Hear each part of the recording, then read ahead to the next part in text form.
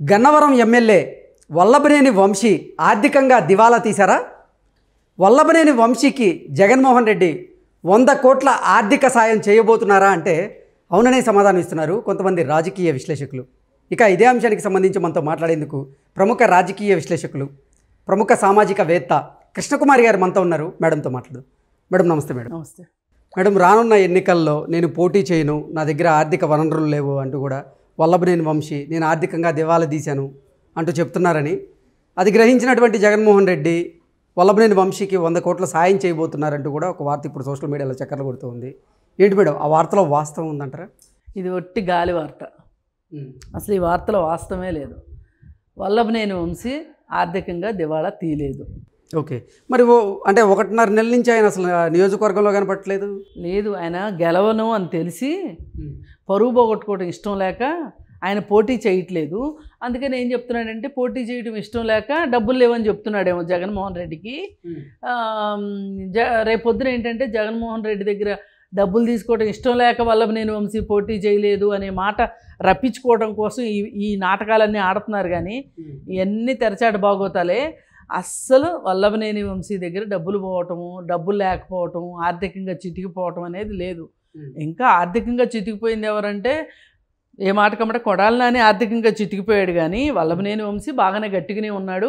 పైగా ఈ మధ్య కృష్ణా జిల్లాలో ఒక పెద్ద మనీ స్కామ్ జరిగింది. ఏంటి మేడం ఆ స్కామ్? ఆ స్కామ్ ఏంటంటే, నేను 10 రూపాయల వడ్డీ ఇస్తాను, 6 రూపాయల వడ్డీ ఇస్తాను అని ఒక అతను డబ్బులు తీసుకుంటాడు. దానికి ఎక్కడ కాగితాలు, చెక్కులు ఏమీ ఉండవు. అయితే జనాలని గురించి అయ్యో పాపమని అనటానికి లేదు. ఇక్కడ వేలం వెర్రిగా డబ్బులు పెట్టారు.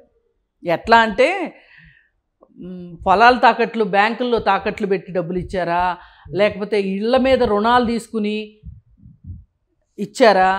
బ్యాంకు రుణం అంటే రూపాయి పడుతుంది, వీడు 10 రూపాయలు ఇస్తానంటున్నాడు కదా, బ్యాంకుకి కట్టి మిగతా జల్సా చేసుకుందామని చేసినోడు కొంతమంది. ఇలా నాకు తెలిసి ఒక 50 కుటుంబాలు నాశనమైంటే అర్థం చేసుకోండి. 50 కుటుంబాలు అలో లక్షణాన్ని ఏడుస్తున్నారు. ఇప్పుడు ఆ ఇంటి మీద అప్పు ఎట్టా తీర్చాలి? బ్యాంకు లోన్ పెట్టి తీసుకున్నారు, కొంతమంది పొలాలు తాకట్టు పెట్టి ఇచ్చారు. అసలు హార్ట్ అటాక్లు వచ్చేది ఒక్కటే తక్కువ.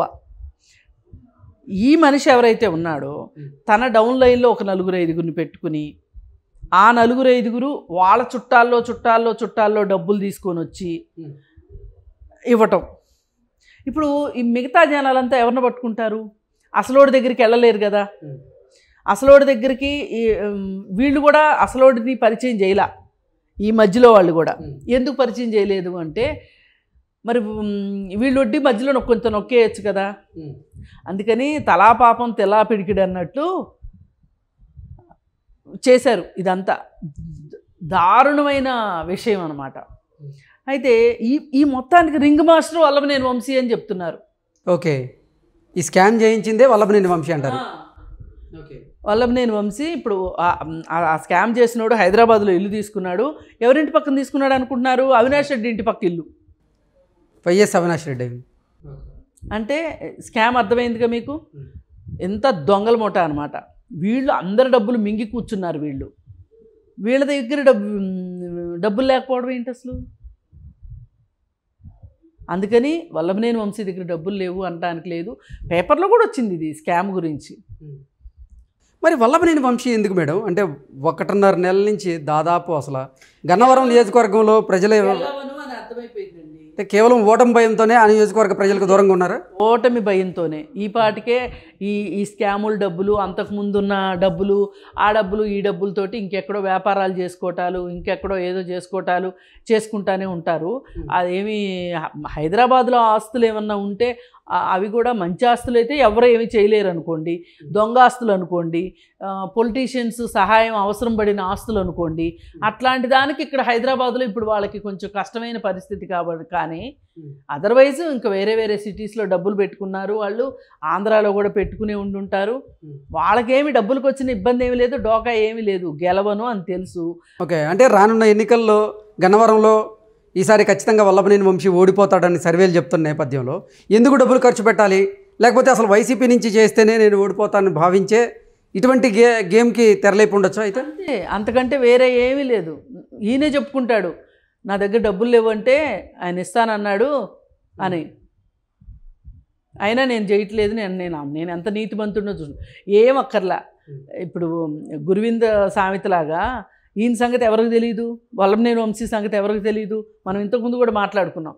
ఒక మామూలు స్కూల్ టీచరు వాళ్ళ ఫాదరు ఏమి వీళ్ళు కొండలు బిండి డబ్బులు సంపాదించారు చెప్పండి.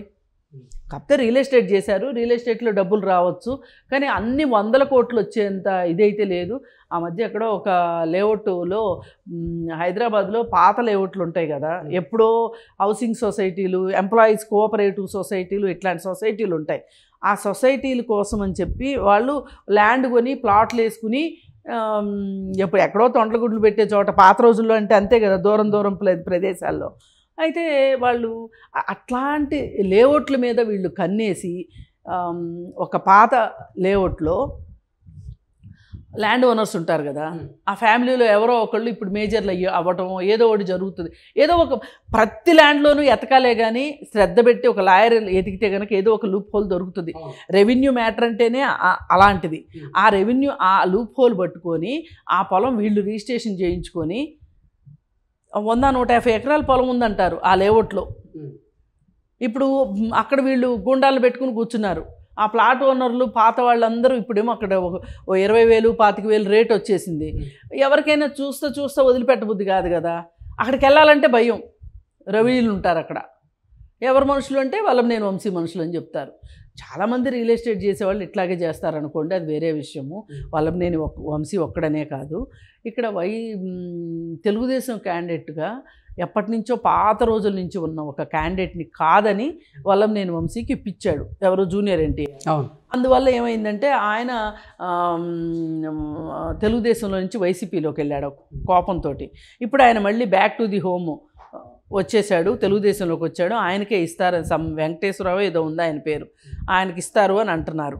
ఆయనకి ఇస్తే ఆయనకి నియోజకవర్గంలో మంచి పలుకుబడి ఉంది.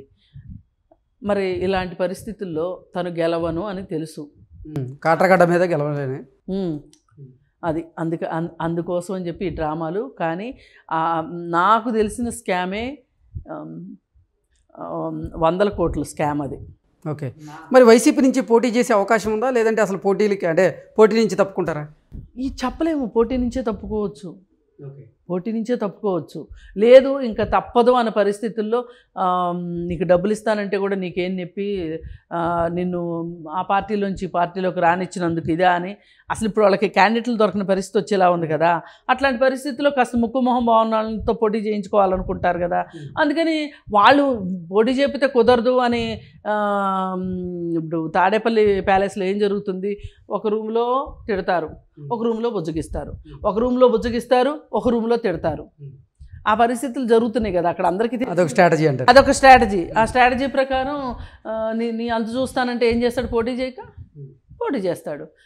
గెలుపోటముల సంగతి తర్వాత, ముందైతే పోటీ చేయొచ్చు. లేదు అనుకుంటే కనుక పోటీ చేయకపోవచ్చు. Okay madam, thank you.